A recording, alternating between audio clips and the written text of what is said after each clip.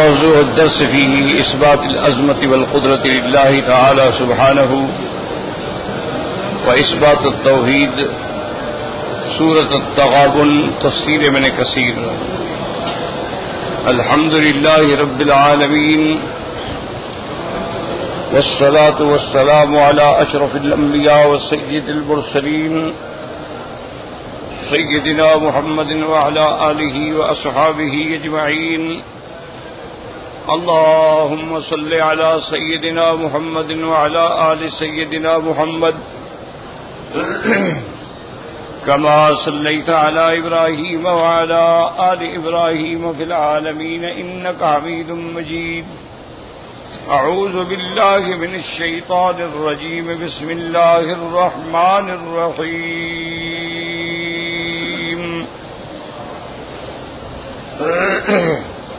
يسبح لله ما في السماوات وما في الأرض له الملك وله الحمد وهو على كل شيء قدير. هو الذي خلقكم فمنكم كافر ومنكم مؤمن والله بما تعملون بصير.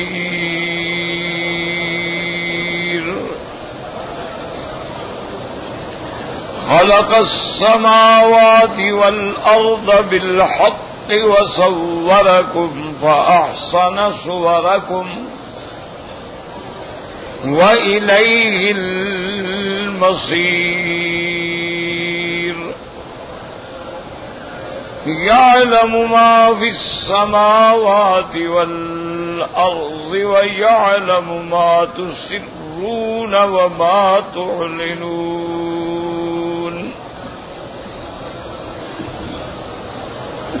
والله عليم بذات الصدور.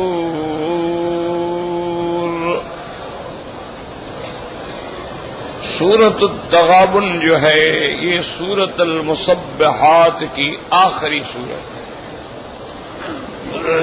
یعنی ان سورتوں کو مسبحات کہا جاتا ہے جس کے ابتدا میں لفظ تسبیح کا ذکر ہو، ان کو کہا جاتا ہے مسبحات. تو یہ مسبحات کی آخری سورت ہے سورۃ التغابن. اور بعض صورتوں میں اللہ نے ماضی کے صیغے ساتھ سبح للہ، اور کہیں فرمایا یسبح للہ یعنی مضارع کے صیغے سے، اور کہیں اللہ تبارک و تعالی نے امر فرمایا وسبحوہ بکرۃ واصیلا. تو یہ تسبیح جو ہے یہ اللہ نے ارشاد فرمایا ہے کہ اللہ کی تسبیح جو آسمانوں میں ہے اور جو زمین میں، سب اللہ کی تسبیح بیان کرتے ہیں، اللہ کی پاکی بیان کرتے ہیں، اللہ کی تنزیہ کا اعتراف کرتے ہیں. اب آسمانوں میں اللہ کے فرشتے ہیں تو ان کا کام بھی تسبیح ہے کہ سبوح قدوس ربنا ورب الملائکۃ والروح. اور قرآن میں آتے ہیں یسبحون بحمد ربہم، یعنی جتنے ملائکہ ہیں وَتَرَى الْمَلَائِكَةَ حَافِّينَ مِنْ حَوْلِ الْعَرْشِ یسبحون بحمد ربہم، اللہ کی تسبیح و تحمید کر رہے ہیں. حملۃ العرش ہیں، حول العرش ہیں، سدرۃ المنتہا پہ ہیں، 7 آسمانوں میں ہیں. جتنے بھی اللہ کی مخلوق ہے سب اللہ کا حمد بیان کر رہے ہیں، اللہ کی تسبیح بیان کر رہے ہیں. اور اسی طرح جو زمین میں ہے، اب زمینوں میں انسان بھی ہیں، جن بھی ہیں، حیوانات بھی ہیں، اور نباتات بھی ہیں، معدنیات بھی ہیں. تو ہر چیز جو ہے وہ اللہ کی تسبیح بیان کرتی ہے. کوئی ایسی چیز نہیں ہے جو اللہ کی تسبیح بیان نہ کرے. اس لیے اللہ نے فرمایا وَإِن مِّن شَيْءٍ إِلَّا يُسَبِّحُ بِحَمْدِهِ وَلَٰكِن لَّا تَفْقَهُونَ تَسْبِيحَهُمْ. اللہ نے فرمایا ہر چیز میری تسبیح کر رہی ہے، کرتی رہے گی، لیکن تم نہیں سمجھ سکتے ہو. پہاڑوں کی بھی ایک زبان ہے، نباتات کی بھی ایک زبان ہے، اور اسی طرح جمادات کی بھی ایک زبان ہے، حیوانات کی بھی ایک زبان ہے. تو ہر چیز اپنی زبان میں، لیکن اللہ تو سب کو سمجھتے ہیں. ہر چیز جو ہے وہ تسبیح بیان کر رہی ہے. اور یہ تسبیح ایک ایسا لفظ ہے کہ نماز کی ابتدا ہے تو تسبیح سبحانک اللہم وبحمدک. اگر ہم رکوع میں ہیں تو تسبیح ہے سبحان ربی العظیم. اگر ہم سجدے میں ہیں تو تسبیح ہے سبحان ربی الاعلی. اور جب بھی ملائکہ نے بات کی تو سبحانک لا علم لنا الا ما علمتنا. یا اللہ پاک ہے تیری ذات، ہمیں تو وہ علم ہے جو آپ نے دیا ہے، اس سے زیادہ تو ہم نہیں جانتے. اسی طرح قرآن میں ہے کہ یہ قیامت والے دن جب اللہ تبارک و تعالی حضرت عیسیٰ ابن مریم کو مخاطب فرمائیں گے یا عیسیٰ ابن مریم اَأَنْتَ قُلْتَ لِلنَّاسِ اتَّخِذُونِي وَأُمِّيَ إِلَٰهَيْنِ مِن دُونِ اللَّهِ. اللہ فرمائیں گے عیسیٰ ابن مریم کیا تم نے لوگوں کو کہا تھا کہ تمہیں بھی اور تمہاری اماں کو بھی معبود سمجھیں، الہ سمجھیں، خدا سمجھیں؟ کیا آپ نے یہ کہا تھا؟ تو اب عیسیٰ ابن مریم کیا جواب دیں؟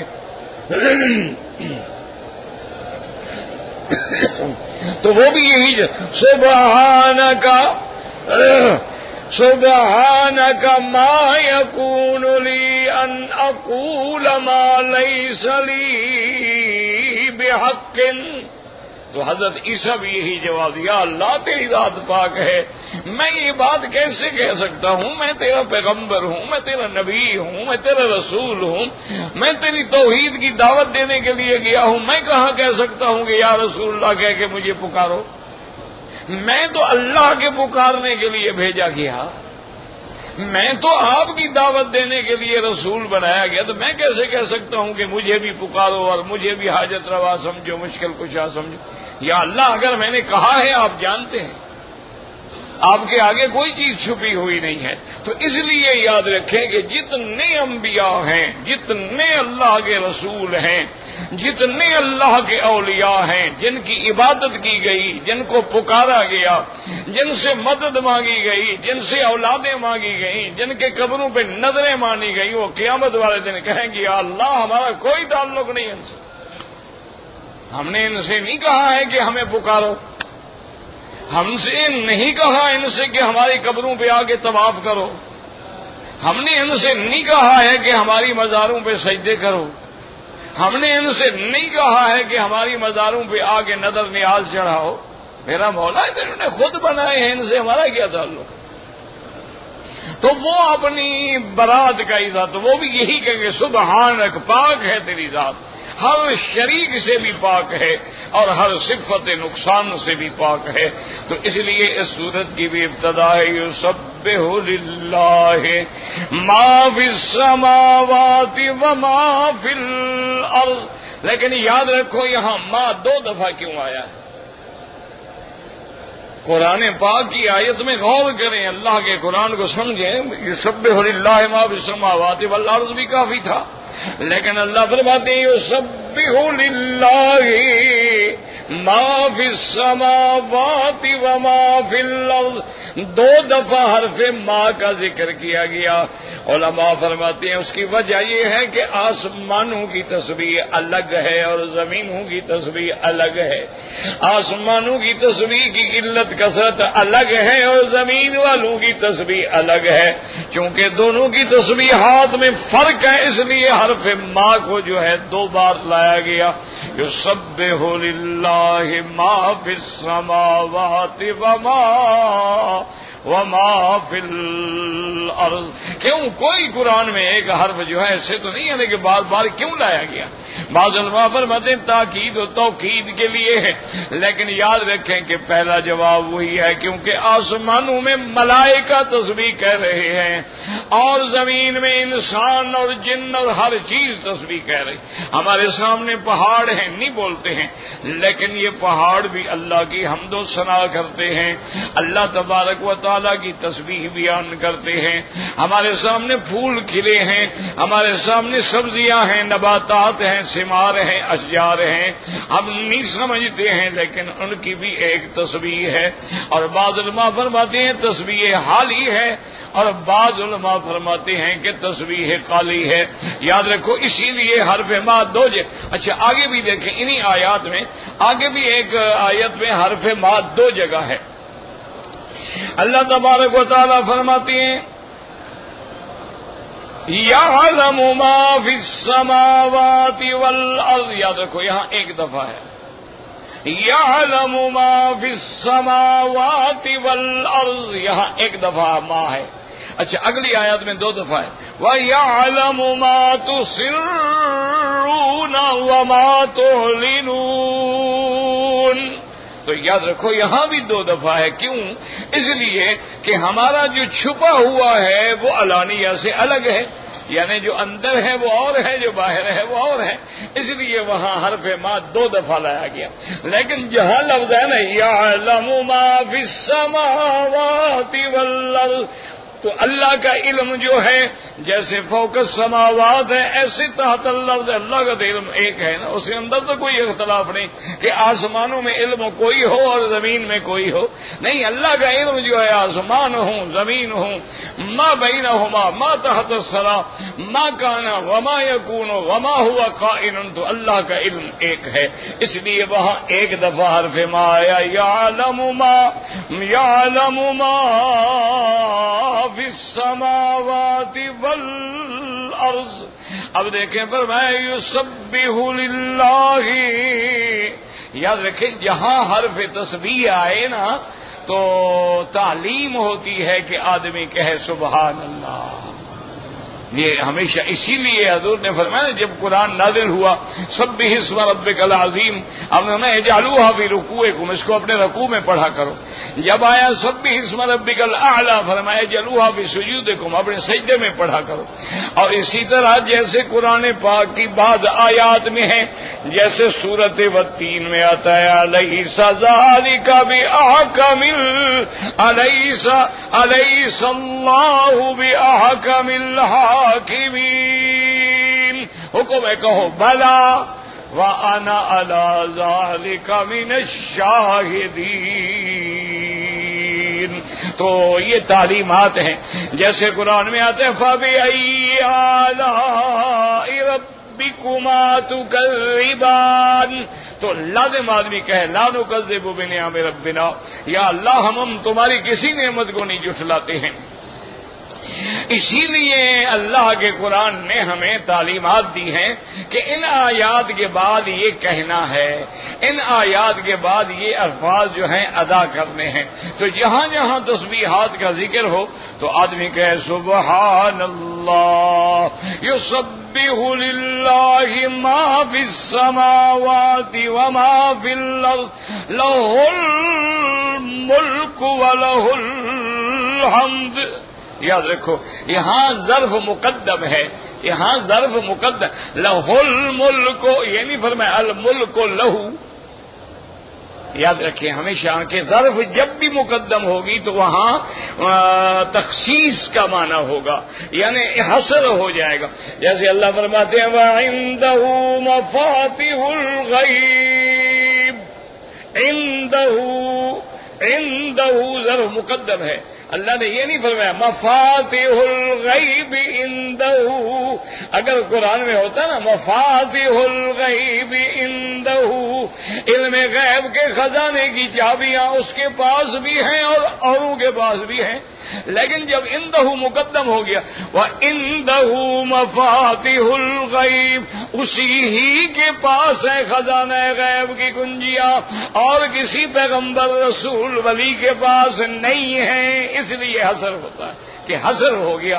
جیسے فرمایا ایاک نعبد، یہ نہیں فرمایا نعبد ایاک، نستعین ایاک، نا ایاک مقدم ہے. ایاک نعبد، تیری ہی عبادت کرتے ہیں، یہ نہیں کہ تیری بھی کرتے ہیں اور کبھی کبھی مزاروں پہ بھی سجدہ ٹکا لیتے ہیں اور تیرا حجر اسود بھی چومتے ہیں اور کبھی کبھی ماشاءاللہ مزاروں پہ جا کے ان کی چوکٹ پہ بھی سجدہ کر کے بوسہ دے دیتے ہیں. اور میں نانا صرف تیری عبادت کر. وَإِيَّاكَ نَسْتَعِينُ، تجھ ہی سے مدد مانگتے ہیں، یہ نہیں کہ تجھ سے بھی مدد مانگتے ہیں، اور کبھی کبھی معین الدین اجمیری سے بھی مدد مانگتے ہیں، اور کبھی کبھی شیخ عبد القادر جیلانی کو بھی پکارتے ہیں، اور کبھی کبھی نظام سارا داتا صاحب کے بھی سپرد کر دیتے ہیں. نا نا نا، ایاک، تجھ ہی سے مدد مانگتے ہیں. کیوں اور کسی سے مدد مانگنا تو شرک ہے، وہ تو کفر ہے. کوئی یا علی کہے تو شرک ہے، اور یا رسول اللہ کہے تو شرک ہے، اور یا عبد القادر جیلانی کہے تو شرک ہے، اور یا معین الدین چشتی کہے تو شرک ہے. کیونکہ یا حرف ندا کے لیے ہے، اور ندا صرف اللہ کو ہو سکتی ہے، اور اس کو میرے سمجھانے والے نے، میرے آقا نے، محبوب دو عالم نے، رحمت دو جہاں صلی اللہ علیہ وسلم فرمایا اذا سألت فاسأل من اللہ، جب مانگو تو کس سے مانگو؟ اللہ سے مانگو. وَإِذَا اسْتَعَنْتَ فَاسْتَعِنْ بِاللَّهِ، اور جب مدد پکڑو تو کس کی مدد پکڑو؟ اللہ کی. آپ نے فرمایا اِذَا سَأَلْتَ فَاسْأَلْ مِنَ اللَّهِ وَإِذَا اسْتَعَنْتَ فَاسْتَعِنْ بِاللَّهِ وَإِذَا تَوَكَّلْتَ فَتَوَكَّلْ عَلَى اللَّهِ، اور جب توکل کرو اور بھروسہ کرو تو کس پہ کرو؟ کیوں؟ جو خود فوت ہو گئے پھر توکل تو کیا. اگر ہم نے کسی بزرگ پہ آسرا کر لیا وہ تو فوت ہو گئے، اب کیا کریں؟ اب اس کے اور بزرگ کو پکڑے، پھر تو اسی بزرگوں کے چکر میں ہی رہے نا. اللہ میاں کو چھٹی کر دیں تو اس کو کیوں نہ توکل کریں جس میں کبھی موت نہیں آنی ہے، کبھی فنا نہیں آنی ہے، جس نے ہمیشہ باقی رہنا ہے، دائم رہنا ہے، جو سب کو دینے والا ہے. اس لیے یہاں بھی حرف ظرف جو ہے جار مجرور جو ہے مقدم، لہ الملک، اسی ہی کے لیے ملک ہے. اچھا، جب ملک اس کا ہے تو تصرف کس کا ہوگا؟ یاد رکھو ملک اس کا ہے. مثلا یہ اینک میری ہے تو میری مرضی ہے میں پہن لوں، میری مرضی ہے جیب میں ڈال لوں، میری مرضی کسی کو دے دوں، میری جو ہے، تو اس میں مجھے تصرف کرنے کا حق ہے. تو جب یہ سارا ملک اللہ کا ہے تو اس میں تصرف کون کرے گا؟ کہیں شہباز قلندر کریں گے، ہاں جی، اور کہیں ماشاءاللہ حضرت بہاؤالدین زکریا کریں گے، کہیں بھی حضرت فرید الدین شکر گنج کریں گے. تو پھر اللہ کا تصرف اور اللہ کا ملک تو نہ ہوا، پھر ملک تو تقسیم ہو گیا، پھر ملک کے تو ٹکڑے ٹکڑے ہو گئے. ماشاءاللہ جیسے دنیا والوں نے ملک تقسیم کر لیا ہے اسی طرح روحانی ملک بھی تقسیم. اللہ نے فرمایا نا نا لہ الملک، اسی ہی کے لیے ملک ہے. قل اللہم مالک الملک، اور کہیں فرمایا تبارک الذی بیدہ الملک وہو علی کل شیء قدیر. اسی لیے قیامت میں جب سارے انبیاء، سارے رسول، سارے اولیاء، سارے عباد اللہ الصالحین، سارے لوگ کھڑے ہوں گے تو اللہ اعلان فرمائیں گے لمن الملک اليوم. ہے کوئی آج دعویٰ کرے کہ میرا ملک ہے؟ وہ کہاں ہیں دعویٰ کرنے والے کہ میرا ملک اور میرا ملک اور میری زمین اور میری جائیداد اور کہاں ہیں وہ؟ انا الملک الدیان لمن الملک اليوم. کوئی بول نہیں سکتا، آگے اللہ خود جواب دیں گے للہ الواحد القہار. اسی کا ملک ہے جو ایک بھی ہے اور جس کا سب پہ غلبہ بھی ہے، جو سب پہ غالب بھی ہے۔ آج کون ہے جو دعویٰ کر سکے کہ ملک میرا ہے؟ کس کو طاقت؟ اس لیے سارا قرآن دیکھیں، کہیں فرماتے ہیں لہو ملک السماوات والارض، کہیں فرماتے ہیں للہ ما فی السماوات وما فی الارض۔ تو یہ سارا قرآن چھوڑ کے محض حکایات پہ اور محض توہمات پہ اور محض تصورات پہ اور محض تخیلات پہ اپنے عقیدوں کو برباد کر دینا۔ کہتے ہیں جی بالکل بات تو ٹھیک ہے تو سب کچھ اللہ کا، اس میں کوئی شک نہیں، لیکن اللہ نے ان کو دے دیا ہے نا۔ وہ کہتے ہیں کہ مولوی صاحب یہ بات بالکل ٹھیک ہے کہ اللہ کا سب کچھ ہے، ملک بھی اللہ کا، ملک بھی اللہ کا، زمین آسمان سب دنیا اختیار تصرف سب اللہ کا ہے، لیکن اللہ نے ان کو دے دیا ہے۔ جیسے کوئی ڈپٹی کمشنر چھٹی پہ جائے تو اے سی کو پاور ہٹانے سے اپنے پاور دے دیتا ہے، اختیار دے دیتا ہے، جج چھٹی پہ جائے تو دوسرے کو اختیار دے دیتا ہے، تو اللہ نے ان کو اختیار دے دیا ہے۔ اب سارا اختیار جو ہے وہ ان کے پاس ہے۔ اچھا، پہلی چیز جو یہ ہے کہ اللہ نے ان کو مختار بنا دیا ہے، اختیار دے دیا ہے، اس کے لیے کوئی دلیل تو ہو نا۔ دیکھو نا میرا بھائی، آخر ماشاءاللہ اب حج پہ آئے، حاجی ہیں، اللہ کے دروازے پہ آئے ہو اور کعبے میں آ کے بھی توحید نہ سیکھی تو پھر کبھی بھی نصیب نہیں ہوگی۔ یہ بات یاد رکھو، جو اس دروازے سے محروم گیا وہ مردود ہو جائے گا، کیوں؟ یہ ہدی للعالمین ہے، یہ مرکز ہدایت ہے۔ اگر یہاں بھی ہدایت نہ ملی مانا کھوٹا ہو گیا۔ تو آج تو آپ خوش نصیب ہیں، اس جگہ بیٹھے ہیں جہاں سب سے پہلے نعرہ توحید میرے مدنی پاک نے بلند کیا۔ آپ تو خوش نصیب ہیں، آپ تو خوش بخت ہیں۔ آج ان پہاڑوں میں بیٹھے ہیں جس صفا پہ کھڑے ہو کے حضور پاک نے فرمایا مکے والوں قولوا لا الہ الا اللہ۔ آج تو آپ اسی صفا پہ ماشاءاللہ صفا دوڑ رہے ہیں، آپ آج اسی کعبے میں کھڑے ہوئے ہیں، آج آپ اسی زمزم پہ کھڑے ہیں، آج آپ ماشاءاللہ اسی مقام ابراہیم پہ سنتیں پڑھ رہے ہیں۔ آج تو آپ کے سامنے ساری توحید ہے کہ اللہ نے کہا بیوی چھوڑ دو، حاضر میرا مولا، بچے کو چھوڑ دو، دودھ پیتا چھوڑ دو، حاضر میرا مولا، بات بھی نہیں کرنا، حاضر میرا مولا۔ یعنی پیغمبر ہے، اللہ فرماتے اپنی بیوی سے بھی بات نہ کرو۔ تو اب اختیار کس کے پاس ہے؟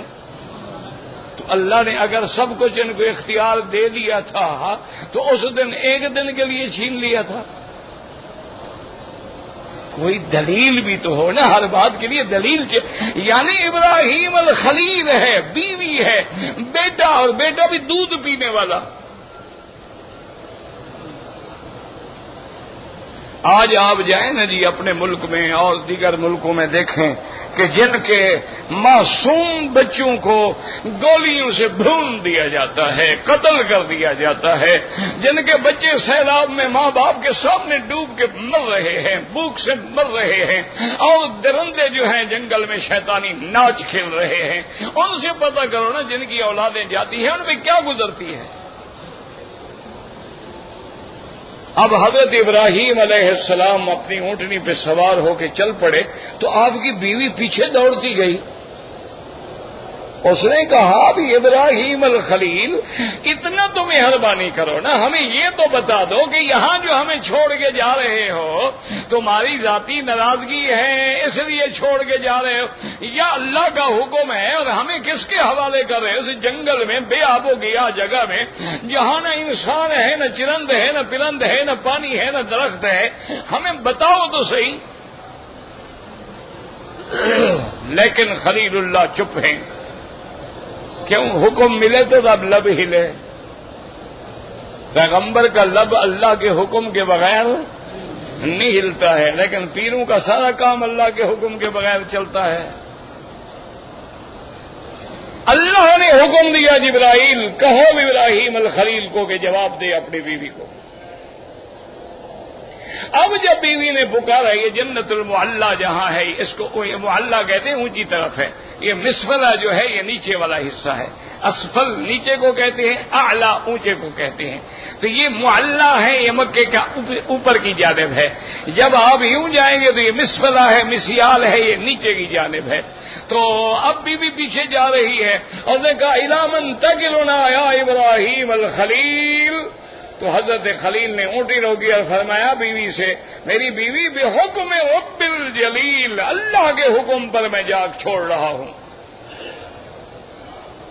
تو اب پیغمبر کی بیوی ہے نا، وہی قدم رک گئے، فرمایا جاؤ ابراہیم، حسبنا اللہ ونعم الوکیل، اگر تم نے ہمیں اللہ کے حکم پہ چھوڑا ہے تو میرا اللہ بھی مجھے کافی ہے، مجھے تمہاری بھی ضرورت نہیں ہے۔ یہ تو کہتے ہیں نا، وہ پیر کو کہہ دیا یار تیری ضرورت نہیں ہے تو تم تو مرے گئے، وہ تو نبی کو کہہ رہی ہے جائیں جائیں آپ کا، مجھے کوئی ضرورت نہیں ہے۔ تو اب یاد رکھو کہ اللہ نے ان کو اختیارات دے دیے ہیں، یہی عقیدہ تھا ابو جہل اینڈ کمپنی کا۔ وہ جب حج پہ جاتے تھے نا، حضور پاک خود کھڑے تھے، سرکار دو جہاں کھڑے تھے، اور یہ مکے والے احرام باندھ کے حج پہ جا رہے تھے مینا کی طرف، حضور دیکھ رہے ہیں، سن رہے ہیں، اور باقاعدہ قریش پڑھ رہے ہیں لبیک اللہم لبیک لبیک لا شریک لک لبیک۔ ابو جہل پڑھتا تھا، یہ نہ کہنا ہم نے حج کر لیا تو کوئی فرشتے بن گئے، حج تو بڑے بڑے لوگوں نے کیے ہیں، حج تو حجاج نے بھی کیا ہے، حج تو بڑے بڑے ظالموں نے بھی کیے ہیں، حج تو بڑے بڑے فاسق فاجروں نے بھی کیے ہیں۔ اصل تو یہ ہے کہ حج کرنے کے بعد تیرے اندر کوئی تبدیلی آئی ہے یا جیسے آئے تھے ویسے چلے ہو گھر کو؟ تو اب جب دیکھا حضور نے کہ ابو جہل ہے، ابو لہب ہے، عتبہ عتیبہ، شیبہ، ربیعہ، ولید بن المغیرہ، یہ سارے روسا ہیں اور پڑھ رہے ہیں لبیک اللہم لبیک لبیک لا شریک لک لبیک۔ حضرت نے فرمایا او مکے والوں، یہی تو میں سمجھانے آیا ہوں، اور میرے ساتھ کس بات کا جھگڑا کرتے ہو؟ میں بھی تو یہی کہنے آیا ہوں کہ لبیک لا شریک۔ انہوں نے کہا نہیں، اصل مسئلہ تو ہمارا آگے ہے، لبیک لا شریک لک لبیک الا شریکا تملکہ وما ملک۔ میرا اللہ مگر یہ جو پیارے ہیں نا تیرے، یہ تیرے شریک ہیں نا، ان کو تو نے بنایا ہے نا شریک اپنا، اور ویسے تو ان کا بھی تو مالک ہے، وہ تیرے مالک نہیں ہیں، لیکن تیرے شریک تو ہیں، تیرے اپنے جو ہیں تو نے ان کو شریک بنا دیا ہے نا۔ ایمان سے کہیں مکے والوں کا، مشرکین مکہ کا بھی یہی عقیدہ تھا، جیسے ہم کہتے ہیں کہ جی ہم ان سے کہتے ہیں اور یہ خدا کو کہہ دیتے ہیں، کیوں خدا ہماری تو سنتا نہیں اور ان کی خدا ٹال ہی نہیں سکتا، خدا نعوذ باللہ محتاج ہے ان کا۔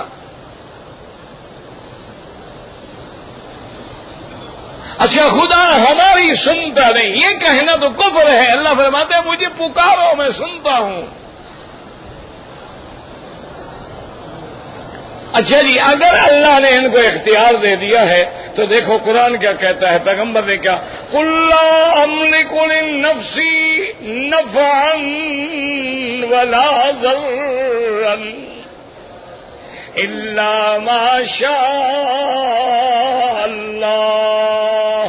اللہ کے پیغمبر نے کہا سن لو، میں اپنے نفع نقصان کا مالک بھی نہیں ہوں۔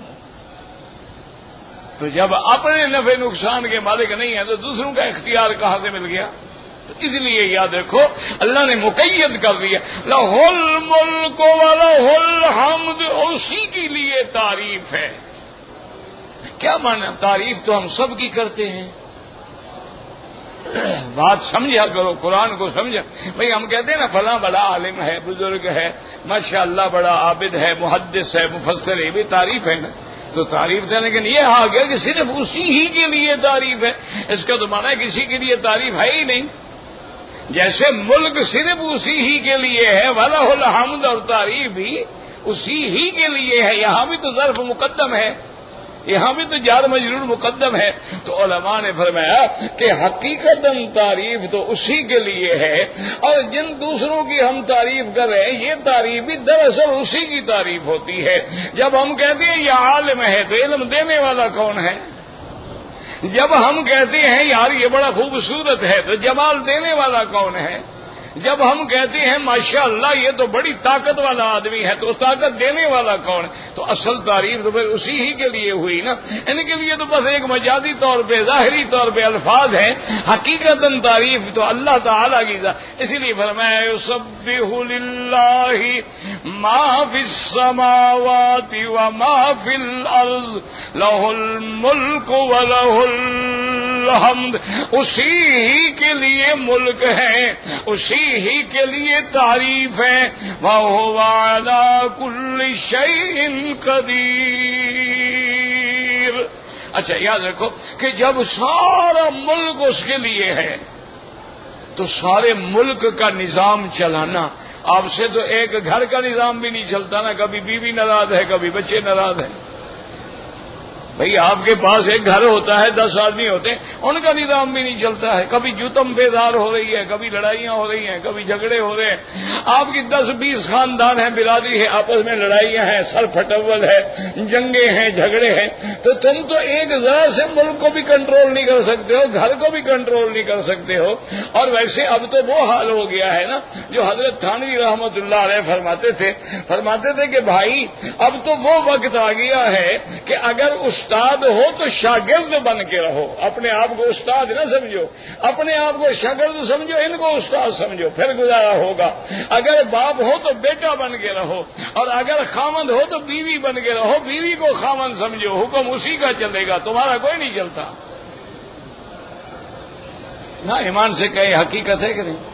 بیوی کسی جگہ بیٹی کا رشتہ دینا چاہے تم الٹے لٹک جاؤ، رشتہ وہی ہوگا جہاں بیوی چاہے گی.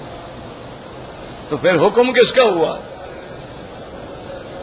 حکم تو پھر بیوی کا ہوا نا جی. اسی لیے میرے پاک نبی نے فرمایا تھا میری امت پہ ایک وقت آئے گا. آپ نے فرمایا کہ جب تمہارے سردار شرارتی لوگ ہو جائیں، اغنیاءکم بخلاءکم وامراءکم شرارکم، اور غنی تمہارے بخیل ہو جائیں. اور فرمایا تھا امورکم الی نسائکم، جب تمہارے معاملات عورتوں کے ہاتھ میں چلے جائیں. فرمایا فبطن الارض خیر من ظہرہا، پھر بہتر ہے کہ مر جاؤ اور قبر میں چلے جاؤ. آج وہی حال ہے کہ نہیں ہے؟ اسی لیے کہتے ہیں نا جی ہر بڑے آدمی کی کامیابی میں عورت کا ہاتھ ہوتا ہے، یعنی اصل ہاتھ عورت کا ہے. مرد بیچارہ تو ویسے بدھو کا بدھو ہے نا. کیا یہ انگریز کا فلسفہ ہے؟ اسی نے دماغوں میں ڈال دیا ہے کہ ہر کامیاب مرد کے پیچھے عورت کا ہاتھ ہوتا ہے. یعنی مرد بیچارے کا کچھ بھی نہیں ہوتا، نہ اس کا ہاتھ ہوتا ہے نہ ساتھ ہوتا ہے. یاد رکھیں اصولی باتوں کو ہمیشہ.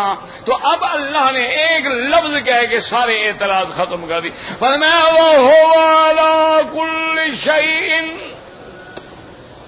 وَهُوَ عَلَى كُلِّ شَيْءٍ قَدِيرٌ. جب ملک اسی کا ہے تو وہ ہر چیز پہ قادر بھی ہے، قدرت بھی رکھتا ہے. وہ چاہے پیدا کر دے، وہ چاہے موت دے دے، وہ چاہے آباد کر دے، وہ چاہے ذلیل کر دے. تو عز من تشاء وتذل من تشاء بیدہ الخیر بیدک الخیر وہو علی کل شیء قدیر. اللہ ہر چیز پہ قادر ہے. جب ہر چیز پہ قادر ہے تو اس کے لیے کیا مشکل ہے؟ اس نے تو صرف حکم دینا ہے نا. انما امرہ اذا اراد شیئا ان یقول له کن فیکون. تو اس لیے ہمیشہ یاد رکھیں اللہ کے قرآن کو سمجھا کریں. جو ہر چیز پہ قادر ہے وہ تعریف بھی تو اسی کی ہے نا. اور جو کس چیز پہ قادر ہی نہ ہو اس کی کیا تعریف ہو سکتی؟ وہ تو محتاج ہوا. تو یہ اسی کی ذات ہے جو قادر ہے، جو قدیر ہے، جو کسی کا محتاج نہیں ہے، اور جو احد ہے، صمد ہے، جس بن کسی کا کام نہ ہو اور جس کی اس کو حاجت نہ ہو، اس کو کسی کی حاجت نہ ہو۔ اس لیے اللہ پاک نے بیان فرما دیا کہ میری تعریف، اچھا وہ ہر چیز پہ قادر ہے، آگے قدرت کا ذرا نمونہ دیکھیں، هو الذی خلقکم، وہ ہر چیز پہ قادر ہے۔ تو اب ذرا اپنی قدرت کا نمونہ بھی دکھاتے ہیں نا، هو الذی خلقکم، وہ جس نے تم کو پیدا کیا۔ کس نے پیدا کیا؟ نہ ایمان سے دیکھو، کعبے میں میرے ساتھ بات سچی کیا کرو، نہ میں پیر ہوں، نہ بزرگ، نہ مولوی، نہ سید، نہ قریشی،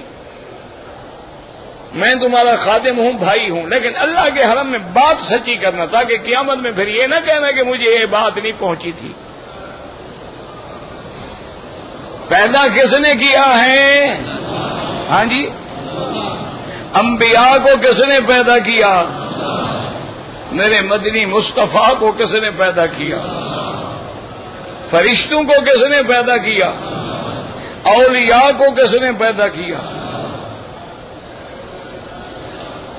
اگر پیدا اللہ کرنے والا ہے تو مانگتے غیروں سے ہو۔ اگر تمہارا عقیدہ ہو کہ پیدا کرنے والا کون ہے تو پھر کسی اور سے کیوں کہو جی مہربانی کریں بچہ دے دیں، یا علی مشکل کشائی کر دیں، ہم بڑی مشکل میں ہیں۔ کبڈی کھیلیں تو حضرت علی کو پکارتے ہیں، کرکٹ کھیلیں تو حضرت علی کو پکارتے ہیں۔ معلوم ہوتا ہے ہر جگہ حضرت علی آتا ہے، صرف کربلا نہیں گیا۔ اپنے بچے شہید ہو گئے وہاں تو نہیں پہنچے، لیکن ہم جب پکارتے ہیں آ جاتے ہیں ماشاءاللہ۔ اچھا، اور حضرت علی کو پکارتے کب ہیں؟ جب ماشاءاللہ نکر پہن کے ننگے کھڑے ہوں، پکارتے بھی اس وقت ہیں۔ پہلوان جب جانگیا پہن کے ننگا کھڑا ہو، جس کا دیکھنا بھی لعنت، دکھانا بھی لعنت، حضرت علی کو بلا رہی، یا علی مدد۔ یہ مسلمان ہیں، کیا بلا ہے بھی ہمیں تو سمجھ نہیں آئی آج تک۔ اس لیے اللہ نے فرمایا پہلے یاد رکھو، پہلے کیا وہ ہر چیز پہ قادر ہے۔ اب ہر چیز پہ قادر ہونا ایک دعویٰ ہے، کوئی دلیل؟ اللہ ہر چیز پہ قادر ہے، یہ تو دعویٰ ہے، دلیل کیا؟ هو الذی خلقکم، دلیل یہ ہے وہ ذات ہے جس نے تم کو پیدا کیا ہے۔ اور پھر یاد رکھیں، تم کو پیدا کیا، اور پیدا کس چیز سے کیا ہے؟ کبھی غور کیا اللہ نے کس چیز سے پیدا کیا ہے؟ آدم علیہ السلام کو کس سے پیدا کیا؟ ہاں جی، مٹی سے کہ نور سے؟ ہاں جی، سیدھی بات کرو، میرے ساتھ بات کھری کیا کرو، مانو نہ مانو تمہاری مرضی، میں تمہارا بھائی ہوں، ایک خادم ہوں، عزیز ہوں، بات کھری ہو، اللہ کے کعبے میں جھوٹ نہیں۔ اللہ نے آدم علیہ السلام کو نور سے نہیں پیدا فرمایا؟ نہیں؟ اچھا، کس سے پیدا فرمایا؟ کمال ہے، کہاں کی مٹی؟ تمہارے ملک کی تھی یا ادھر کی تھی؟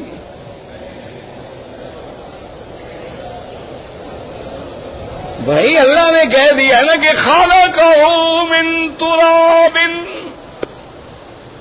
واہ میرا مولا، اور کہیں فرماتی ہے من تین،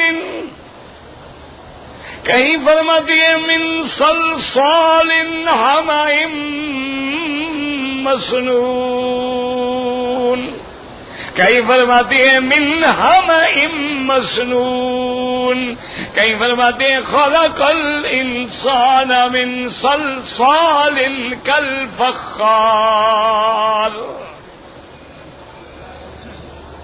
تو دشمن نے اعتراض کرتے ہیں ہندو کہ یار کمال ہے تمہارے خدا کو یہ بھی پتہ نہیں، کبھی کہتا ہے مٹی سے، کبھی کہتا ہے تین سے، کبھی کہتا ہے گارے سے، کبھی کہتا ہے کھنکتی ہوئی مٹی سے، کبھی کہتا ہے پکی ہوئی مٹی سے۔ یہ کیا بات ہوئی ہے؟ ایک خدا کتنی باتیں کر رہے ہیں آدم کے بنانے میں، تو یہ ان کی جہالت ہے۔ اللہ نے فرمایا پہلے مٹی ہے، مٹی میں پانی ملا ہے، تو اب جناب وہ مٹی نے اپنی ایک تین کی شکل اختیار کی ہے۔ جب سوکھ گئی ہے تو اب خشک ہونے کے بعد اس میں آواز پیدا ہوئی ہے، جب پکا دی گئی ہے عنصر نار بھی آ گیا ہے تو اب ماشاءاللہ وہ ایسے ہو گئی کہ سلسال کل فخار، جیسے تمہارا پکا ہوا برتن جو ہے کھٹکتا ہے، آواز آتی ہے وہی چیز، لیکن اس پہ یہ سارے مراحل گزرے ہیں، اس لیے کبھی اس مرحلے کا ذکر ہے، کبھی اس مرحلے کا ذکر ہے۔ اللہ نے آدم علیہ السلام کو پیدا کیا مٹی سے، اور بی بی ہوا کو کہاں سے پیدا کیا؟ ہاں جی، شان دیکھو نا، ہوا حلا کل شین، اب سمجھ آ رہے ہیں مانا کل شین قدیر کا۔ اللہ نے آدم علیہ السلام کی بائیں پسلی سے کس کو پیدا کیا؟ اچھا، ہوا کو جب پیدا کیا دودھ پینے والی بچی تھی، ہاں جی، کس نے پھر اس کو دودھ پلایا، فیڈ کرایا؟ ماشاءاللہ، رضاعت کے دن کس کے گھر میں گزارے؟ نہیں، آدم سو رہے ہیں، زندہ عورت نکال لی، اسی لیے نام ہے نا ہوا۔ آدم علیہ السلام جو اٹھے تو دیکھا کہ عورت بیٹھی ہے، خوبصورت ہے، جوان ہے، کمال ہے، یا اللہ یہ کہاں سے آ گئی؟ فرمایا تیری بیوی ہے، یا آدم اس کو نانتا وزاؤ جگہ، تیری بیوی ہے، اکیلے جنت میں کیا مزہ آئے گا؟ بیوی نہ ہو تو بندہ ٹھکنے ہو جائے گا، جنت میں کیا کرے گا؟ ہم وازواجہم فی ظلال علی الارائک متکئون، تو بیوی کے بغیر تو تکمیل نہیں ہوتی نا انسان کی۔ اللہ نے آدم علیہ السلام کی پسلی سے زندہ ہوا کو نکال لیا، کیوں؟ هو الذی خلقکم، وہ ذات ہے جس نے تم کو پیدا کیا ہے، اور نکالا کہاں سے؟ بائیں پسلی سے۔ حضور پاک نے فرمایا عورتوں پر خیال کیا کرو، نہ زیادہ سیدھا کرنے کی کوشش کرو، یہ ٹوٹ جائے گی، اور نہ ان کو چھوڑ دو کہ بھئی جو چاہیں کریں، پھر یہ اور ٹیڑھی ہو جائے گی۔ پیدا ہی ٹیڑھی پسلی سے ہوئی ہے، ان میں ٹیڑھا پن تو رہنا ہے، یہ تو ہو نہیں سکتا کہ کبھی سیدھی ہو جائیں یہ۔ اور اس کے بعد اللہ کی شان دیکھیں نا، اللہ نے پیدا کیا ہے کون سی پسلی سے؟ دائیں سے یا بائیں سے؟ ہاں جی، اسی لیے عورت کے بغیر گزارا نہیں ہے، دل بھی تو بائیں طرف ہوتا ہے نا۔ تو اللہ نے عورت کو بنایا بھی اس لیے، اس کے بغیر گزارا نہیں، خود بخود میدان ہوتا ہے نا دل کا عورت کی طرف۔ اللہ نے ایک سلسلہ ایسا بنا دیا ہے، تو فرمایا کہ اچھا جب اللہ نے آدم کو بھی پیدا کر دیا، ہوا کو بھی پیدا کر دیا، پھر اس کی اولاد کو کس چیز سے پیدا کیا؟ من نطفۃ من ماء مہین۔ فرمایا اچھا فرشتوں کو کس سے پیدا کیا؟ نور سے۔ اور جنوں کو کس سے پیدا کیا؟ آگ سے۔ آدم کو کس سے پیدا کیا؟ مٹی سے۔ ہوا کو پیدا کیا آدم سے۔ پھر آدم کی اولاد کو کس سے پیدا کیا؟ من ماء مہین، ایک چھوٹے سے گندے پانی کے قطرے سے۔ کیوں؟ ہوا علی کل شیء، وہ ہر چیز پہ قادر ہے، واللہ عالم۔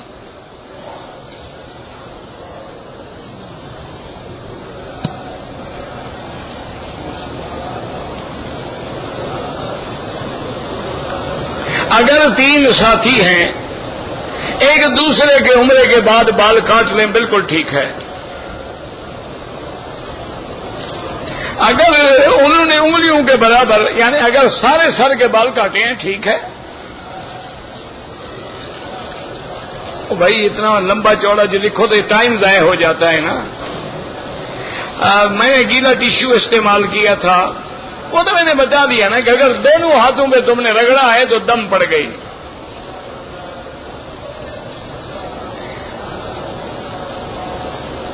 کہتے جی کہ میں بواسیر کا بیمار ہوں، تو آپ دو کپڑے رکھ لیں، احرام میں بھی بدل لیا دھو لیا، بدل لیا دھو لیا۔ کہتے جی کہ پاکستان کے حالات بہت خراب ہیں، کوئی وظیفہ بتائیں۔ وظیفہ ایک ہی ہے کہ ہر حاجی آنے والا 2 رکعت پڑھ کے اللہ سے دعا مانگے، یا اللہ رحم فرما اور عذاب رفع فرما، یا اللہ ہمارے حال پہ رحم فرما، ہم اپنے گناہوں کا اعتراف کرتے ہیں، اقرار کرتے ہیں۔ اور دوسرا یہ کوشش کرو اپنے ملک میں کہ سود ہے، رشوت ہے، یعنی لوٹ مار کا بازار گرم ہے، بے حیائی ہے، عریانی ہے، فحاشی ہے، جب تک یہ بند نہیں کرو گے اللہ کے عذاب کے کوڑے برستے رہیں۔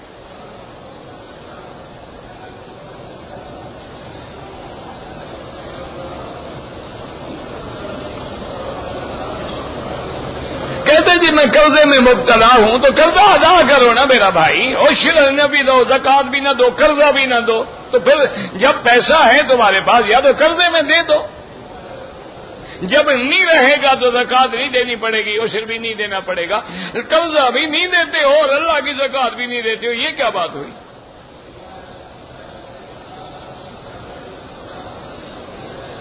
کہتے جی کہ خاوند اپنی بیوی زندہ ہے اس کے لیے عمرہ کر سکتا ہے، خوشامد نہ کرے گھر کیسے جائے گا؟ کوئی نہیں کر سکتا جناب، اس کے لیے دعا کرو اللہ اس کو نصیب کرے، وہ زندہ ہے۔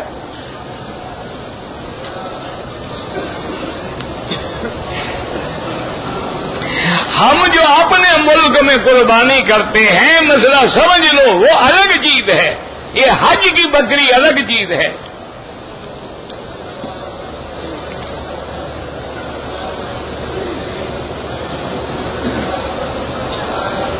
کہتے جی میں کوشش کرتا ہوں کہ آپ کوشش کرتے رہیں حرام سے بچنے کی، باقی انسان ہے۔ اب دیکھیں نا جتنے ہمارے بھائی حاجی حج پہ آئے ہوئے ہیں الحمدللہ وہ حرام سے بچتے ہیں، لیکن کیا کریں 6 مہینے پہلے پیسے جمع ہو جاتے ہیں اور وہ بینکوں میں ہوتے ہیں اور بینک سے سود لیا جاتا ہے، وہ سود حاجیوں پہ خرچ ہوتا ہے، تو کسی نہ کسی طرح حرام تو ان پر بھی آ گیا۔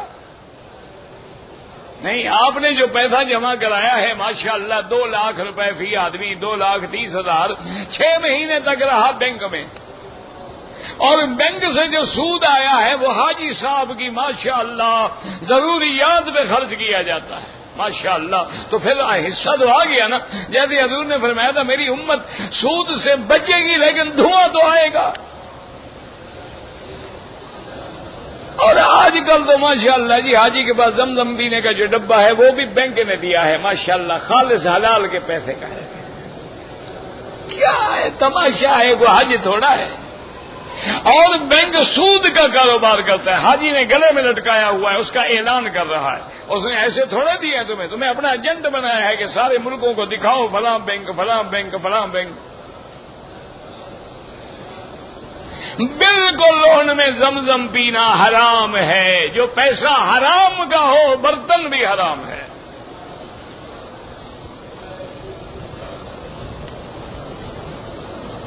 اگر عورت کو حیض آ جائے طواف زیارت تو بالکل نہ چھوڑے نا، رہ جائے سیٹ پیچھے کرا لے، اگر کوئی حل نہ ہو تو پہلے سے دوائی لے لے تاکہ حیض نہ آئے، بس۔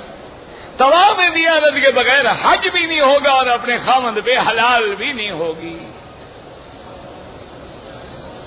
ہر طواف کے بعد 2 رکعت پڑھنے ضروری ہیں، اگر طواف کے بعد ہم نے مکروہ وقت میں 2 رکعت نہیں پڑھے بعد میں پڑھ لیں۔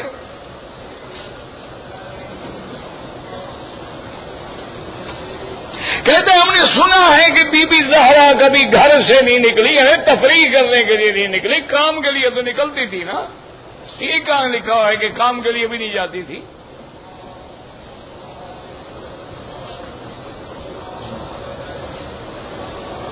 بھائی ٹوپی والا ہو یا کوئی، اصل مسئلہ یہ ہے عورت احرام باندھے اور کپڑا لٹکا دے، پردہ بھی رہے اور منہ کو بھی نہ لگے، باقی کوئی ضروری نہیں کہ ٹوپی پہنے یا پی کیپ پہنے یا فلاں، جیسے گھونگھٹ کھینچتے ہو یدنین علیہن من جلابیبہن، بس کھینچ لے، مرد نہیں ہے اٹھا لے۔ آب زمزم کو قبلہ رخ ہو کے پئیں اچھی بات ہے، زیادہ ثواب ہے، جیسے پانی پیتے ہیں پیئے۔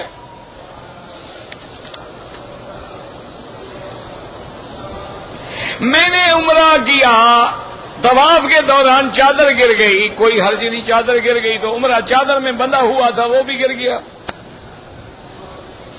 کوئی دم شم نہیں ہے۔ میں ہوٹل جا کے احرام کی دوسری چادر لے آیا، دوبارہ طواف کیا تو اپنے آپ کو خود عذاب میں ڈالا ہے، کوئی ضرورت نہیں، گر گئی تو گر گئی۔ ایک آدمی حج پہ آیا ہے، اس کے پیسے چوری ہو گئے، اب وہ حج کون سا ہے؟ اگر حج تمتع ہے بکری لازمی ہے، پیسے نہیں ہیں 10 روزے رکھ لے، 3 روزے حج سے پہلے رکھ لو، 7 روزے حج کے بعد رکھ لینا، کوئی ضرورت نہیں ہے قربانی دینے کی۔ پیسہ نہیں ہے تو اللہ نے حل رکھا ہے۔ قرض لے کے حج کرنا، حج فرض ہی نہیں ہوتا جب تک طاقت نہ ہو، پیسہ نہ ہو۔ باقی کسی نے کر لیا ہے حج، گھر میں بیٹی جوان ہے تو اللہ کی مرضی 10 سال رشتہ نہ آئے تو حج بھی نہ کرو، یہ کیا بات ہے؟ یہ تو لوگوں کے جاہلوں کے قصے ہیں۔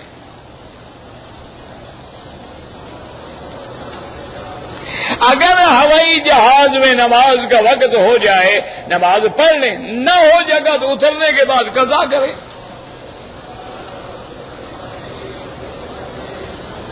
اگر کنکری مارنے کے بعد ہم 6 آدمی کا گروپ ہیں، ایک دوسرے کے بالوں پہ اس طرح پھیر دیں، بالکل جائز ہے، کوئی منع نہیں۔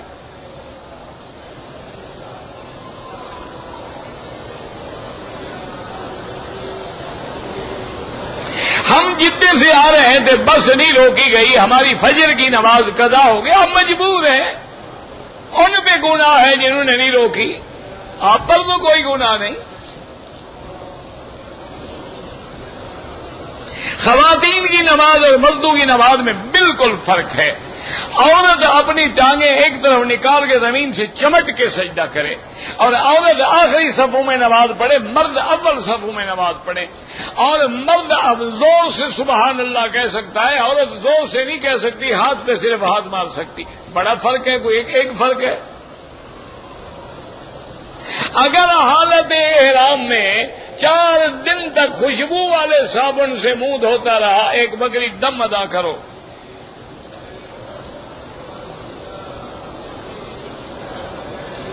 بھائی ٹی وی حرام ہے، اس پہ حرام چیزیں دیکھنا حرام ہے نا۔ بھائی آگ کسی کے گھر کو لگانا حرام ہے، آگ پہ روٹی پکانا تو حرام نہیں ہے نا، کوئی عقل کرو۔ اس طرح سے داڑھی مڈانا حرام ہے، سر پہ پھروانا تو سنت ہے۔ اب اس طرح بھی توڑ دیں کیونکہ بھئی اس سے داڑھی مڑ جاتی ہے۔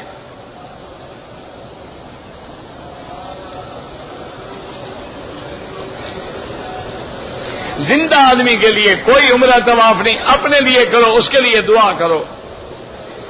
اگر مسجد حرام میں قضا نماز پڑھے اس کا بھی انشاءاللہ لاکھ ملے گا۔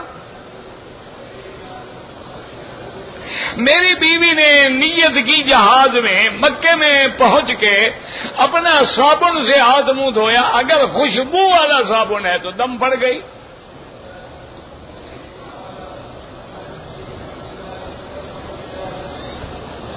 میرا احرام کے بعد طواف کے بعد سر مڈانے کے لیے بیٹھا تھا، انگلی کا ناخن ٹوٹ گیا، کوئی حرج نہیں، کچھ بھی نہیں ہے، ٹوٹ گیا تو الٹا تکلیف بھی تمہیں ہوئی ہے، سزا بھی تمہیں ملے۔ مکے میں رہنے والے حج افراد کریں گے۔ اگر کسی عورت نے 3 بچے پیدا کرنے کے بعد آپریشن کر کے رحم نکال لے، بالکل ناجائز ہے۔ مدینہ منورہ میں اللہ نصیب کرے تو 8 دن رہیں، 40 نمازیں پڑھیں۔ حدیث میں بڑی فضیلت ہے کہ اللہ اس کو آگ سے اور نفاق سے بری کر دیتے ہیں، لیکن اگر نہ ہو تو کوئی فرض نہیں ہے، 1 دن زیارت کر کے بھی آ سکتے ہیں۔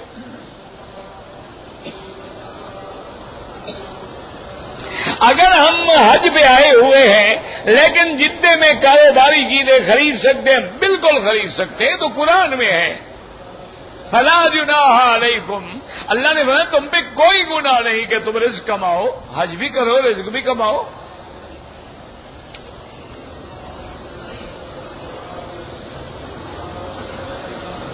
اگر کسی غیر محرم عورت پہ نظر پڑے، نظر جھکا لو اور فوراً کہو اعوذ باللہ من الشیطان الرجیم، لا حول ولا قوت الا باللہ العلی العظیم۔ بس ہمارے بس میں یہ ہے۔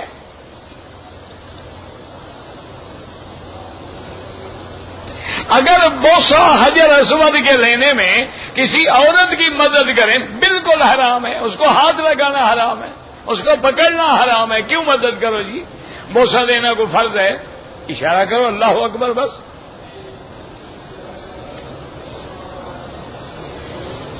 لوگ ہم سے قربانی کرنے کے پیسے مانگتے ہیں، بالکل اعتبار نہ کرنا کسی پر۔ یہاں ماشاءاللہ بڑے بڑے لوگ رہتے ہیں، 200 400 بکریوں کا پیسہ لے لیں گے، انشاءاللہ ذبح 2 کریں گے، باقی کے لیے دعا کر دیں گے انشاءاللہ۔ بالکل اعتبار نہ کرنا، شرط کرنا کہ آدھے پیسے لے لو، آدھے ہمارے سامنے جانور ذبح کرو گے تو ہم دیں گے۔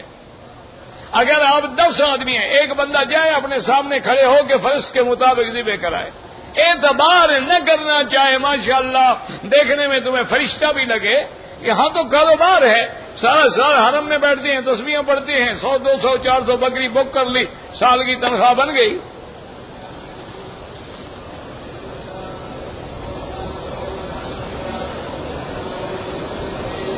میری عمر 64 سال ہے، میرے دوست کی عمر جو ہے 62 سال ہے، وہ اپنی بیوی کے ہمراہ حج پہ آیا ہوا ہے، رہائش تو علیحدہ ہے، کھانا ان کے ساتھ کھانا کیوں کھاؤ جناب، اس کی بیوی کے ساتھ تم کیوں بیٹھ کے کھانا کھاؤ؟ وجہ تو 62 سال کا آدمی کیا ہے، وہ تو اور زیادہ خطرناک ہوتے ہیں، ساٹھا پاٹھا جو ہوتا ہے۔ آج کل یہ نوجوان ہیں نا ڈال دے کے مارے ہوئے، ان سے کوئی خطرہ نہیں، خطرہ انہی سے ہے جو ساٹھے پاٹے ہیں۔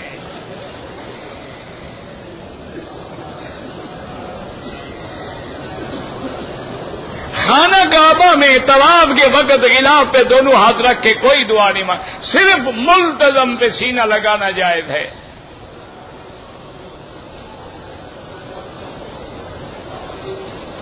عمرے کا طواف کیا، 2 رکعت نفل حتیم میں پڑھی، مقام ابراہیم پہ نہیں پڑھی، کوئی حرج نہیں، سارے مکے میں جہاں مرضی ہے، اپنے ہوٹل میں بھی جا کے پڑھ سکتے ہو۔ اگر ہم ایک کے بجائے 2 طواف کیے تو 2 رکعت پڑھو۔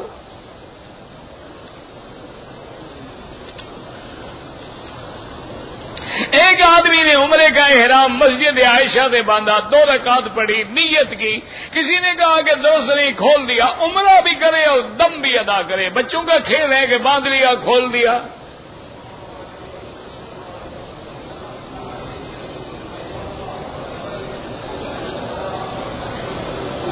اب جب مدینے سے آئے گی تو احرام کی نیت کر کے آئے گی، اگر حیض آ جائے ہوٹل میں بیٹھی رہے، جب پاک ہو جائے عمرہ کرے۔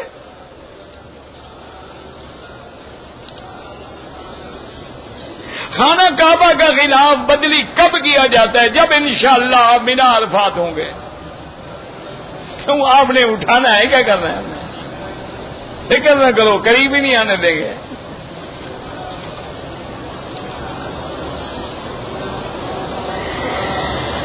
بغیر احرام کے عمرہ ہوتا ہی نہیں ہے۔ عمرے کے طواف کے دوران یا طواف کے نفلی میں حتیم کے باہر سے چکر لگانا ہے، اندر سے گزرو گے تو وہ چکر شمار نہیں ہوگا۔ شیطان سے بچنے کا کیا علاج ہے؟ لا حول ولا قوت الا باللہ زیادہ پڑھا کرو۔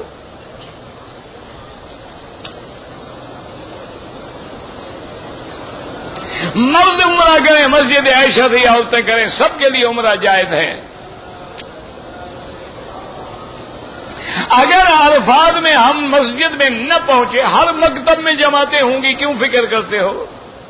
نماز عصر یا فجر کے بعد حنفی مسلک میں نماز نہ پڑھیں، یہاں کے ائمہ کے نزدیک نماز جائز ہے۔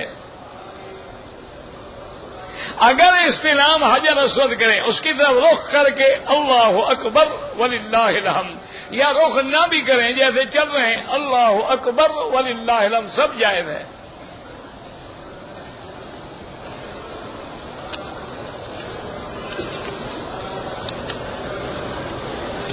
میں نے نانے کا حج کرنا ہے، بالکل کر سکتے، حج بدل کریں، حج افراد کریں، مکے میں رہنے والے۔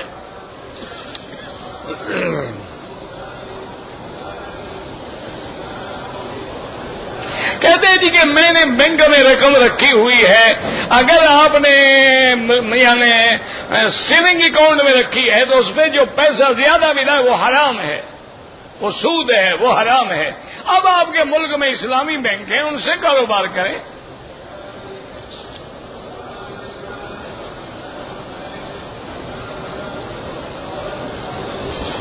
5 سال کے جو بچے ہیں ان کے لیے کوئی احرام ضروری نہیں، باندھو، اچھی بات ہے، تمہیں ثواب ملے گا۔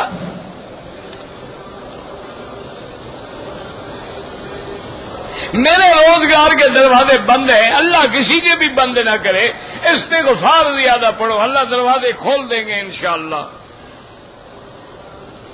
خانہ کعبہ کی تعمیر حضرت ابراہیم کے بعد کئی دفعہ ہو چکی، اللہ کے بندے۔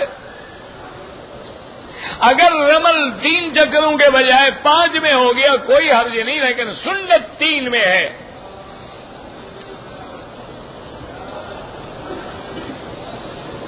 اگر حجر اسود پہ ہاتھ لگ جائے تو چومے، نہ لگے تو نہ چومے۔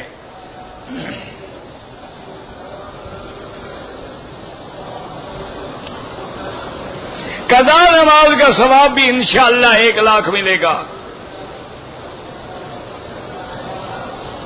کہتے جی کہ یہاں جو مزدور کام کرتے ہیں ان کو خیرات دینا بالکل جائز ہے، یہ تو زیادہ حقدار ہیں بیچارے، مانگتے بھی نہیں، سوال بھی نہیں کرتے، اور آج کل ان کی تنخواہوں میں 600-700 ریال میں کیا گزارا ہوتا ہے۔